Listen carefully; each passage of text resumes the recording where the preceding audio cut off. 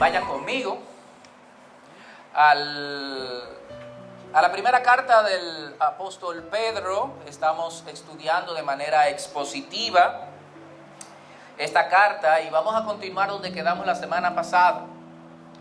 Voy a pedirle que leamos nuevamente desde el versículo 5 y vamos a leer hasta el versículo 12 del capítulo 1. Así que leemos en el nombre del Señor. Mediante la fe ustedes son protegidos por el poder de Dios para la salvación que está preparada para ser revelada, en el último tiempo. En lo cual ustedes se regocijan grandemente, aunque ahora por un poco de tiempo, si es necesario, se han afligido con diversas pruebas, para que la prueba de su fe, o la prueba de la fe de ustedes, más preciosa que el oro que perece, aunque probado por fuego, sea hallada que resulte en alabanza, gloria y honor en la revelación de Jesucristo, a quien sin haber visto ustedes lo aman, a quien ahora no ven, pero creen en Él, y se regocijan grandemente con gozo inefable y lleno de gloria, obteniendo como resultado de su fe la salvación de sus almas. Acerca de esta salvación, los profetas que profetizaron de la gracia que vendrá o vendría a ustedes, diligentemente inquirieron y averiguaron, procurando saber qué persona o tiempo indicaba el Espíritu de Cristo dentro de ellos, al predecir los sufrimientos de Cristo y las glorias que seguirían. A ellos les fue revelado que no se servían a sí mismos, sino a ustedes. Y en estas cosas que ahora les han sido anunciadas mediante los que les predicaron el Evangelio por el Espíritu Santo enviado del cielo, cosas de las cuales los ángeles anhelan mirar. Dios nos bendiga y nos revele y edifique con su palabra. Queridos hermanos, la gente es difícil de entender. La gente es difícil de entender. Y digo esto porque en mi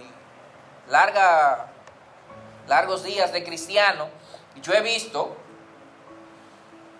cómo muchas personas se acercan a Dios precisamente porque están pasando por pruebas. Pero adivinen, también hay gente que se apartan de Dios porque están pasando por pruebas. Esto es como inconcebible. Un grupo viene porque están en prueba y otro grupo se va porque están en prueba. Un grupo viene porque ven la mano de Dios en su vida, cómo Dios le ha bendecido y quieren ser agradecidos con Dios. Y vienen y se acercan al Señor y comienzan a congregarse. Sin embargo, otros, desde que ven la bendición de Dios y estaban en la iglesia, agarran y se van. La gente es difícil de entender. La gente es difícil de entender. ¿Quién podría entenderlo? Lo que sí debemos saber, amados hermanos, es que a pesar de las pruebas y de las aflicciones de la vida, estas nunca deben ser una excusa para nosotros abandonar los caminos del Señor. Las pruebas y las circunstancias difíciles por las cuales atravesamos nunca deben de ser una razón para apartarnos de los caminos del Señor. Durante todos estos días y los próximos también que vienen, vamos a continuar viendo esta exposición de Primera de Pedro. Y quiero insistir, amados hermanos, que esta carta es para todos nosotros. Para aquellos que están enfrentando momentos difíciles, para aquellos que están siendo probados de una manera especial, para aquellos que pudieran estar atravesando circunstancias que ahora mismo no le ven ni pie ni cabeza. Tal vez no pueden ver la luz al final del túnel. Pero si esa es su situación, Primera de Pedro es para usted. Quiero insistir en eso. Pedro escribe a hermanos que se encuentran, bueno, en este caso se encontraban, ¿verdad?, dispersos en la diáspora y estaban atravesando por precisamente esos momentos tan difíciles. Y Pedro les escribe para alentarlo, para estimularlo, pero también para recordarle que posiblemente vendrían momentos aún más difíciles que lo que estaban pasando y que ellos tenían que estar preparados. Por eso hoy me dispongo a compartir bajo el tema Jesucristo, salvación y gozo del creyente en prueba. Jesucristo, salvación y gozo del creyente que se encuentra en prueba. Y hemos visto, la semana pasada vimos que Pedro describe vamos a decir, algunas verdades importantes sobre la prueba de la fe. Vimos que la prueba de la fe era algo momentáneo. Vimos que la prueba de la fe era algo necesario. Vimos que la prueba de la fe, en versículo número 6, si mal no recuerdo, sí, en lo cual ustedes se regocijan grandemente, aunque por ahora, por un poco de tiempo, si es necesario, sean afligidos con diversas pruebas. Las pruebas son diversas y las pruebas traen aflicción. Eso fue lo que básicamente estuvimos viendo la semana pasada. Hoy nos vamos a enfocar en Jesucristo. Hoy nos vamos a enfocar en Cristo Jesús. Y vamos a ver cómo Cristo es la salvación de nuestras vidas, pero al mismo tiempo es el gozo que alegra nuestros corazones. Estos hermanos que estaban atravesando momentos difíciles, el apóstol Pedro nos dice en los versículos 8 y 9 que ellos reaccionaron, respondieron a ese Cristo y a esa revelación que iba a ser manifestada de una manera que nosotros podemos aprender de ellos. Miren lo que dice el versículo 8 y 9. Vaya conmigo, por favor. Recuérdense que yo predico con la Biblia abierta, ¿verdad que sí? Así que no cierre su Biblia, déjela abierta y vaya viendo las frases y las palabras que vamos a ir estudiando. Miren, versículo 8. A quien sin haber visto, ustedes lo aman. A quien ahora no ven, pero creen en Él y se regocijan grandemente, con gozo inefable y lleno de gloria, obteniendo como resultado de su fe la salvación de sus almas. A quien sin haber visto, ¿de quién se está refiriendo? ¿A dónde tenemos que ir para saber de quién está hablando aquí? ¿Quién me dice la palabra? Al contexto, versículo anterior, versículo 7. Para que la prueba de su fe, la fe de ustedes, más preciosa que el oro, que perece, aunque probado por fuego, sea hallada resulta en alabanza, gloria y honor, en la revelación de Jesucristo, versículo 8 que estamos estudiando, a quien ustedes, ¿se dan cuenta? Cristo es la razón de las expresiones y respuestas que encontramos de estos hermanos que vamos a estudiar ahora. En primer lugar, la respuesta de estos hermanos ante Cristo Jesús, fueron las siguientes. En primer lugar, ellos amaron al Señor. Miren lo que dice el versículo 8. A quien sin haber visto, ustedes le aman. Nosotros debemos amar a Cristo, debemos amar a Dios, aún sin haberle visto, como lo hicieron estos hermanos. Una respuesta natural a la grandeza y a la belleza que representa a Cristo y su obra redentora es el amor. Cuando muchos fueron salvados por Cristo, ¿cuál fue la respuesta? Amarle. Queremos estar contigo, queremos seguirte. ¿Se acuerdan del endemoniado Gadareno? Después que fue liberado. Donde tú vayas yo voy a ir. No.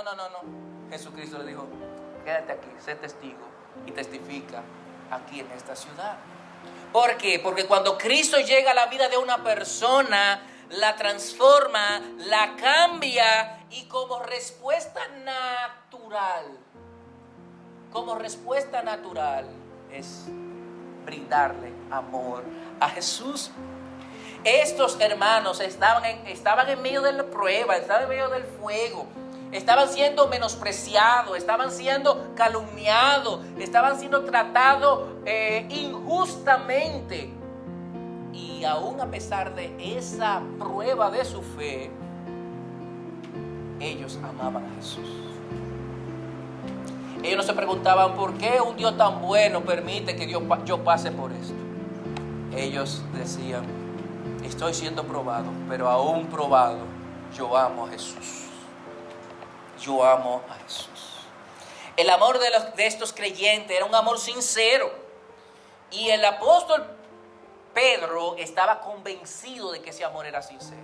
¿Usted sabe por qué él estaba convencido de que ese amor era sincero? Por la palabra que usa. Para los hermanos que nos visitan, ¿verdad?, que están recientes en la iglesia, recuerde que la Biblia fue escrita en hebreo, griego y arameo. El Nuevo Testamento fue escrito en griego. Y en griego hay varias palabras para referirse al amor. Está la palabra eros, de donde viene la palabra erótico. Está la palabra philos, de donde viene la palabra filial, fraternidad, etc.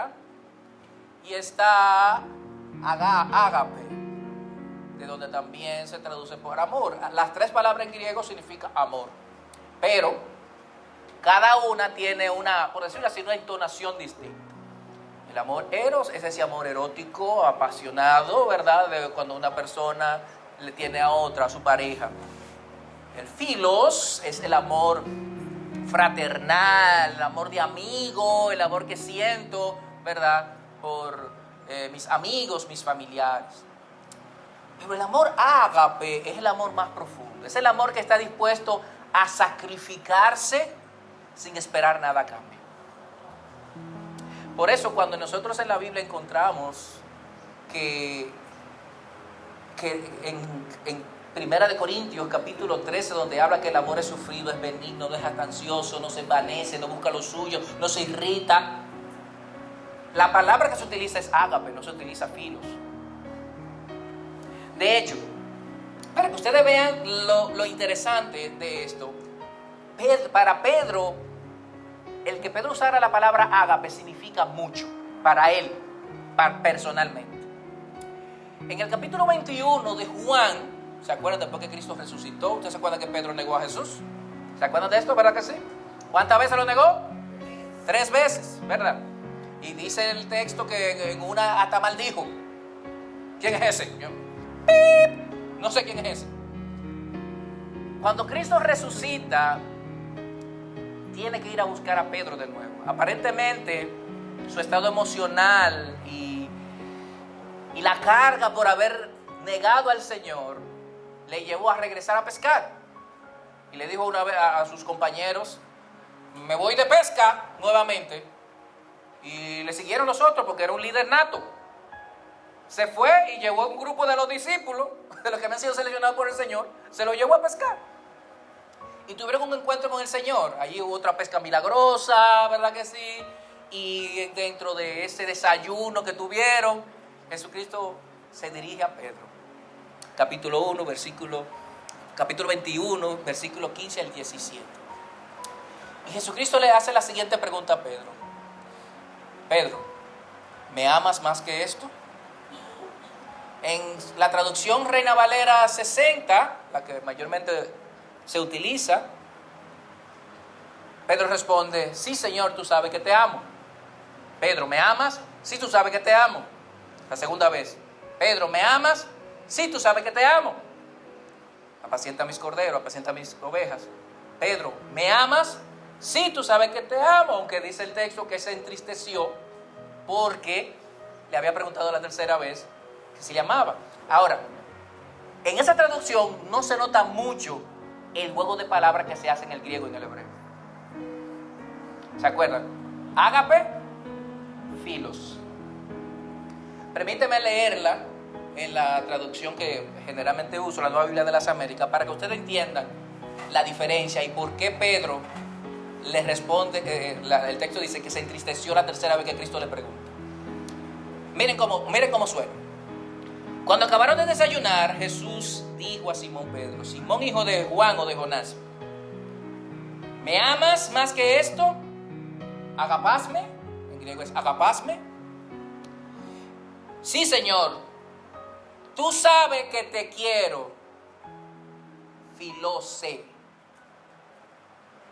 Agapasme, sí, tú sabes que filose. ¿Me amas? Sí, tú sabes que te quiero. Mira, si mi esposa cuando yo le digo, yo te amo, y que ella me dice, sí, yo te quiero, hay problema. Estoy caliente, algo hice que no me porté bien. Sigamos. Apacienta mis corderos, se le dice Jesús. Volvió a decirle la segunda vez, Simón, ¿me amas? ¿Agapasme? Sí, Señor, tú sabes que te quiero. Filose. Pastorea mis ovejas, le responde Jesús. La tercera vez, Simón, ¿me quieres? Filismi. Pedro se entristeció porque la tercera vez le dijo, ¿me quieres? Y respondió, Señor, tú lo sabes todo. Tú sabes que yo te quiero. Filose. Y la misma respuesta de Jesús. Apacienta mis ovejas. Cuando usted mira esta historia y regresamos a nuestro texto bíblico en Primera de Pedro y encontramos a Pedro utilizando la palabra ágape en lugar de filos, que fue la que él utilizó, respondiéndole al mismo maestro directamente en la cara. Esto tiene un significado fuerte. Y yo me imagino, y es algo que me imagino, ¿verdad? No está en el texto bíblico, pero me imagino lo impresionado que estaba Pedro con estos hermanos.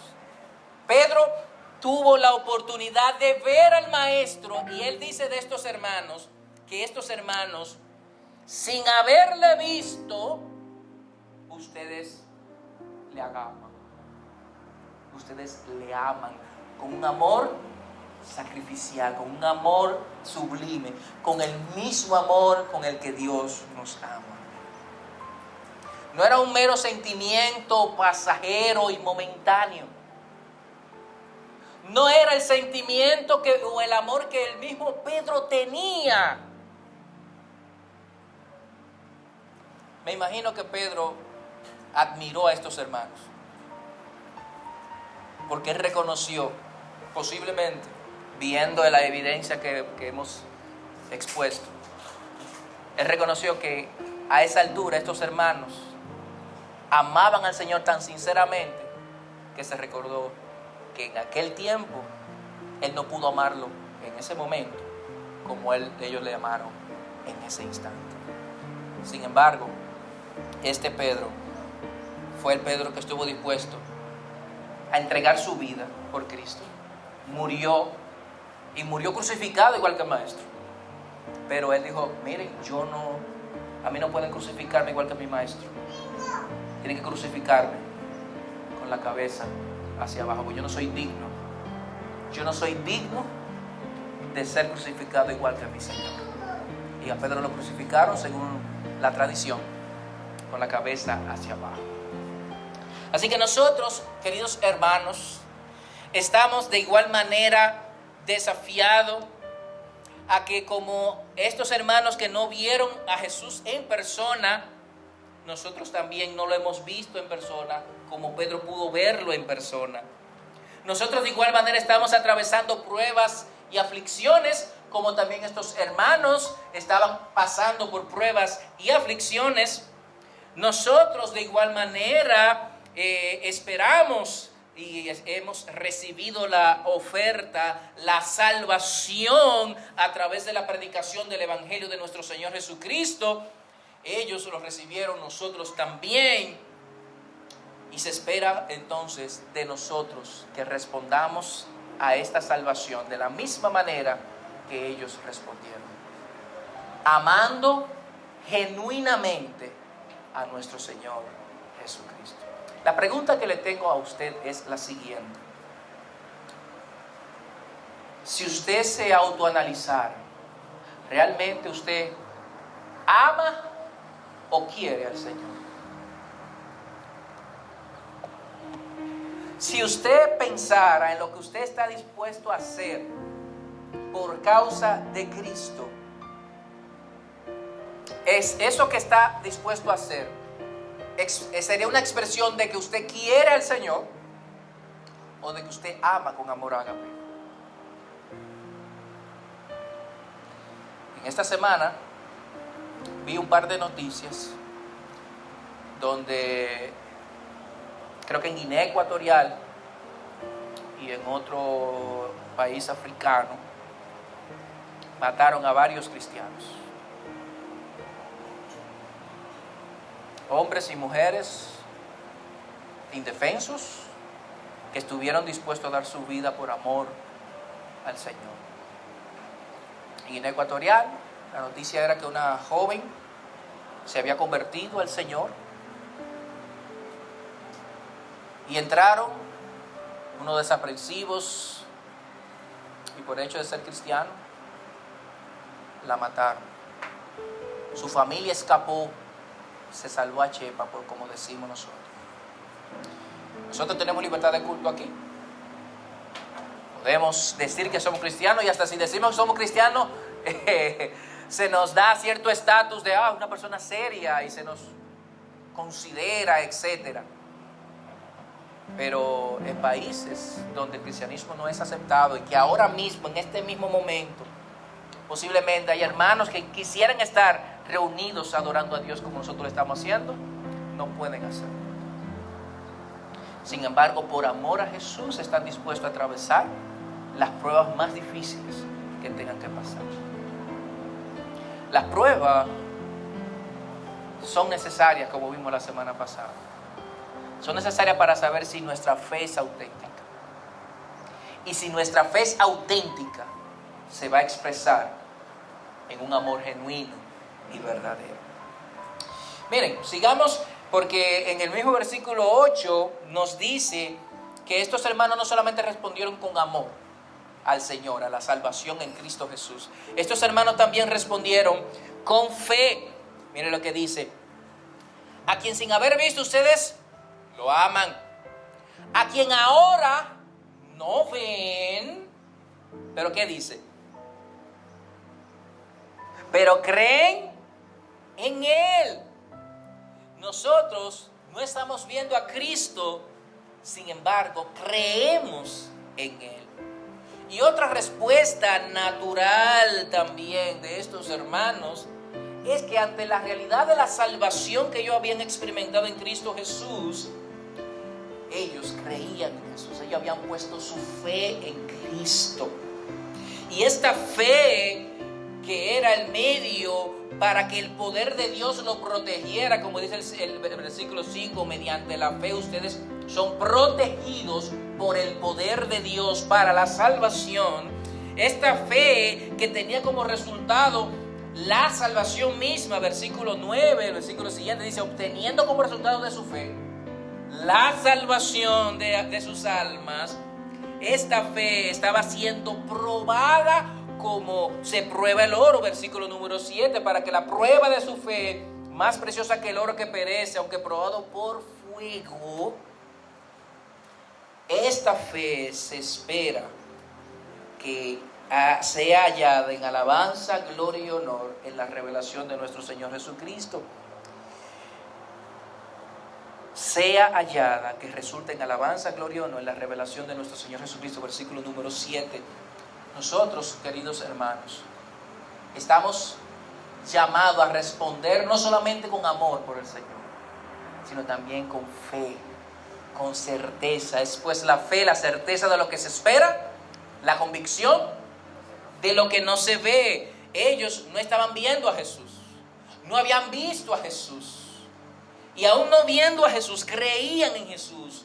Judas, que sirvió con Jesús y vio a Jesús y vivió con Jesús, Judas se perdió.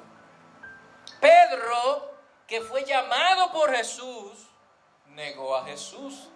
Tomás, que vivió con Jesús por más de 3 años, no creyó tanto lo que Cristo había profetizado, había anunciado de antemano sobre su resurrección, y no le creyó al testimonio de los apóstoles cuando le dijeron, miren, el Señor resucitó. Él no le creyó. Mire lo que dice Juan 20, capítulo 20, versículo 24 al 29. Tomás, uno de los 12, llamado el Dídimo o el Mello, no estaba con ellos cuando Jesús vino. La primera vez que se apareció Jesús, Tomás no estaba. Entonces los otros discípulos les decían, hemos visto al Señor. Pero él dijo, si no veo sus manos, la señal de los clavos, y meto el dedo en el lugar de sus clavos y pongo la mano en el costado, no creeré. 8 días después, el próximo domingo, sus discípulos estaban otra vez dentro y Tomás con ellos. Estando las puertas cerradas, Jesús vino, se puso en medio de ellos y dijo, paz a ustedes. Luego dijo a Tomás, acerca aquí tu dedo y mira mis manos. Extiende aquí tu mano y métela en mi costado. Y no seas incrédulo, sino creyente. Señor mío y Dios mío, dijo Tomás.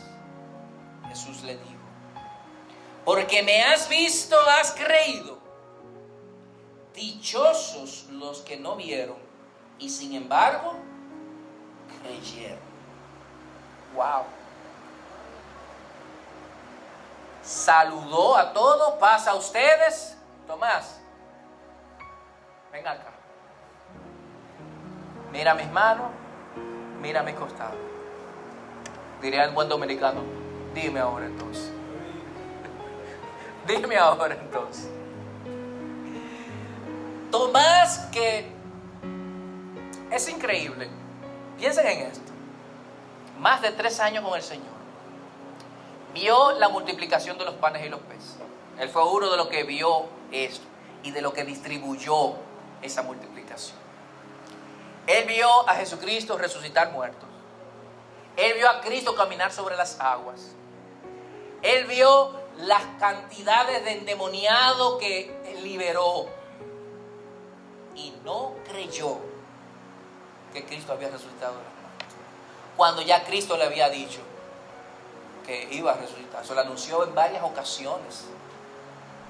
Misericordia, Él quiere extender su gracia a nosotros, pero Él no puede dejar pasar por alto el castigo que merece el pecado.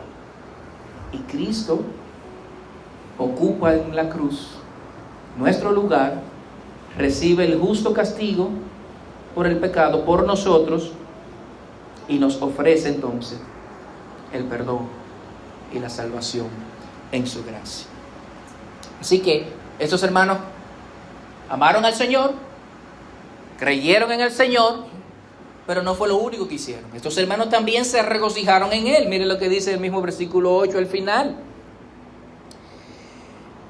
A quien sin haber visto ustedes le aman, a quien no ven ahora, pero creen en Él y se regocijan grandemente con gozo inefable y lleno de gloria. Y esta es la tercera respuesta de estos hermanos ante Jesucristo y su glorioso evangelio de salvación. El cristiano debe de caracterizarse por una vida llena de gozo. Es cierto, hay algunos rostros que son difíciles de cambiarlo, porque vienen dañados por defecto. Sin embargo, el hecho de que una persona sea una persona seria no le quita, ¿verdad?, que sea una persona alegre y gozosa. Y cuando digo alegre y gozosa, no es que va a estar en fiesta siempre, sino que su estado de ánimo siempre un estado gozoso, ¿verdad? Un estado que está lleno de la gracia del Señor. Eso no nos resta seriedad. El cristiano tiene que mostrar en su vida el regocijo por la salvación que Cristo le ha dado. Miren, cuando usted está en un problema y le llega la solución a ese problema, usted se siente contento. Cuando usted está trabajando y le dan un aumento de sueldo o una promoción de posición, usted se alegra y se goza por eso que ha recibido. Cuando los padres vemos nacer a ese primer, segundo niño, no importa el número, la experiencia en cada hijo es diferente y es maravillosa, nosotros nos alegramos, nos gozamos. Todas estas cosas perecen. Nuestros hijos, la luz de nuestros ojos, pues llega un momento que se van a ir de la casa y no van a estar con nosotros. El aumento que pueda recibir, el carro que pueda comprar, todo eso perece. Pero la salvación en Cristo permanece para siempre. El saber que usted estaba perdido y destinado a una separación eterna en el infierno, y que viene a Cristo y ahora es hijo de Dios y es rescatado de esa condición, y su vida es transformada, y no solamente transformada para experimentar una transformación aquí en esta tierra, sino que también en la eternidad. Eso es mucho, hermano. ¿Cuántos millones costaría algo así? Puede usted, póngale un número y pregúntese si usted puede conseguirlo para pagarlo. No hay precio. Por eso la palabra de Dios nos llama a que nos gocemos en la salvación. Estos hermanos, en medio del proceso que estaban pasando, estaban fortalecidos porque sabían que si perdían la vida, no importa, porque su vida estaba en Cristo Jesús. Yo soy la resurrección y la vida. El que cree en mí, aunque esté muerto, vivirá. Ellos estaban sostenidos en esta verdad. Sabían que pudieran estar pasando momentos difíciles, y esos momentos difíciles son aflicciones fuertes, pero su gozo no se extinguía, porque su gozo no estaba condicionado a cuán bien yo estoy económicamente. Su gozo no está condicionado a cómo están las cosas en mi casa. Su alegría no está atada a su condición actual. Por eso el gozo que nos dan las posesiones es efímero. Pasa. Me compré el carro contentísimo, me chocaron, se fue gozo. Se fue gozo. ¿Por qué? Porque está condicionado a un objeto. Ahora, cuando la alegría verdadera está en nosotros, esa alegría está condicionada a algo eterno que no pueden corromperlo, que no pueden dañarlo. Miren, nuestro Señor Jesucristo, la bienaventuranza, miren lo que dice: bienaventurados serán ustedes cuando los insulten, cuando lo persigan, ¿cómo? Y digan todo género de mal contra ustedes falsamente.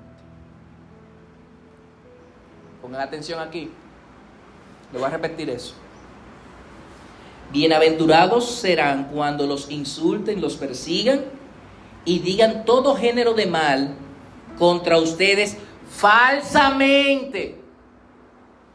Le explico ahora. Por causa de mí. Punto y seguido.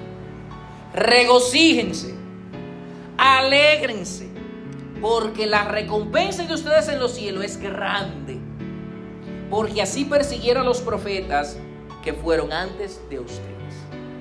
Miren, esta es la última bienaventuranza que se encuentra en el capítulo 5 de Mateo. Miren lo que dice el Señor. Recuérdense que la palabra bienaventurado, Macarios, significa feliz, dichoso, bendecido. Usted es una persona bendecida y feliz cuando te insulten, cuando te persigan, cuando digan toda clase de mal contra suya. Subraye esto: falsamente. Falsamente, por causa de mí. Dos cosas importantes.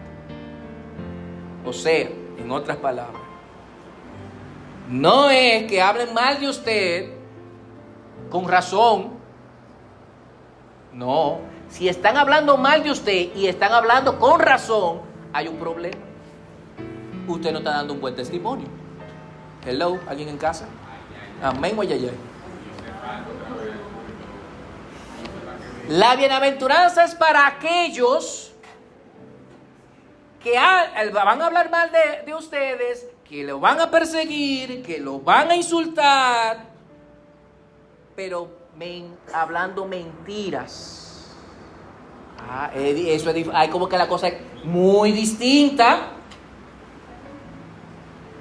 Estos hermanos están pasando precisamente por estas mismas cosas. A los hermanos que Pedro describe. Este texto es una descripción perfecta de ellos. Y este texto puede ser una descripción perfecta de nosotros.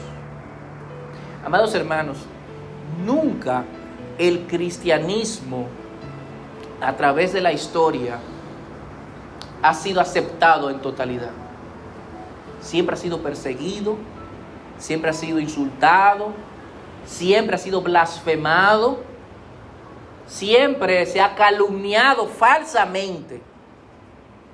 Pero aún así, los creyentes alrededor de la historia siempre se han mantenido en integridad, en santidad, con un testimonio intachable. Y han tenido que aprender a sufrir y a experimentar todo esto, y aún así seguir creyendo, amando al Señor y regocijándose, porque en los cielos, dice nuestro Señor Jesucristo, el galardón es grande. Pedro, capítulo 4, versículo 13, mire lo que dice: antes bien, en la medida en que comparten los padecimientos de Cristo, regocíjense para que también en la revelación de su gloria se regocijen con gran alegría. En otras palabras, están pasando por problemas, gócense, porque es un ensayo para cuando llegue aquel día en gloria, también ustedes se sigan gozando. Pablo, en Gálatas capítulo 5, versículo 22 al 23, nos dice que el gozo es un fruto del Espíritu, pero el fruto del Espíritu es amor, gozo, paz, paciencia, benignidad, bondad, fidelidad o fe, mansedumbre, dominio propio. Contra tales cosas no hay ley. Le digo algo. Miren que Pablo aquí en Gálatas dice que el fruto del Espíritu está en singular, ¿verdad que sí? El fruto del Espíritu. Y luego procede a enumerar amor, gozo, paz, paciencia, benignidad, bondad, etc. Todo eso es un fruto. O sea que se espera que el creyente, en quien mora el Espíritu Santo, ame, sea un creyente gozoso, tenga paz, tenga paciencia, sea benigno, sea bondadoso, sea fiel o tenga fe, sea manso. Aprendan de mí que soy manso y humilde de corazón. Y tenga dominio propio. O sea, que por la reacción de ustedes yo veo que la paciencia y la mansedumbre son las dos partes de este gran fruto en las que más tenemos que trabajar, ¿verdad que sí? ¿Por qué será? ¿Por qué será? Recuerdo a nuestro Señor Jesucristo, que invitó a los que estaban cargados y cansados a encontrar descanso en Él. Y le dice: vengan a mí todos los que están cargados y cansados, o trabajados y cansados, que yo le daré descanso. Pero Él no termina ahí. Él sigue diciendo: aprendan de mí, que soy manso y humilde de corazón. Y escuche lo que dice después: y hallarán descanso para sus almas. O sea, que el descanso que da Cristo no se encuentra sin mansedumbre. Amén. Oye. Existe un gran desafío, queridos hermanos, para nosotros con esta respuesta de sentir y experimentar gozo. No es una cuestión fácil tener un estado de ánimo alegre en medio de los diferentes procesos de la vida. Eso no es fácil.